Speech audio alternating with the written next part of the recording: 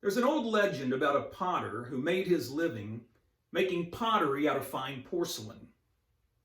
Not far from him was a washerman who earned his living by taking in soiled laundry and making it fresh and new.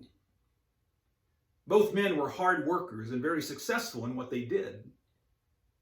But over time, however, the potter began to get jealous of the success of the washerman.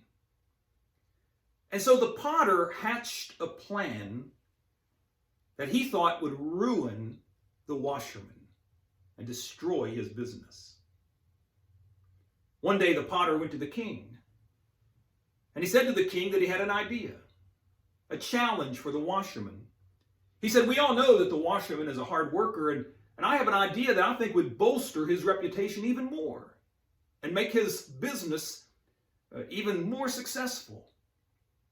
The potter continued. He said, "I think the washerman ought to take one of your prized elephants and wash it spotlessly clean.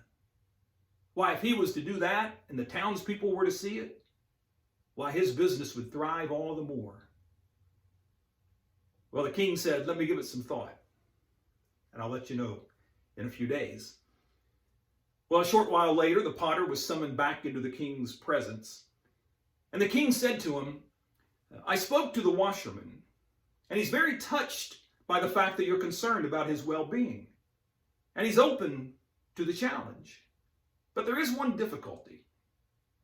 You see, the washerman needs a basin large enough for the elephant." And the washerman talked about what a wonderful potter you are and felt that you were the ideal person to make this basin. "So would you please now go and make that basin so that the washerman could wash my elephants?"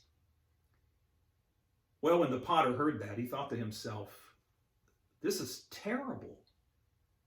Because if I'm not able to make a basin large enough and strong enough for this elephant, it could ruin my reputation." Nevertheless, the potter felt that he couldn't refuse, and so he said yes. Well, a month or so later, everyone was gathered back near the king's palace where the challenge was going to take place. The potter had made a large basin, big enough for the elephant, and the elephant was led into the basin for the washerman to begin. Everyone was wondering if the basin would be strong enough for the elephant. Well, it didn't take long to find out, because just seconds later, the weight of that elephant caused the basin to shatter into 1,000 pieces.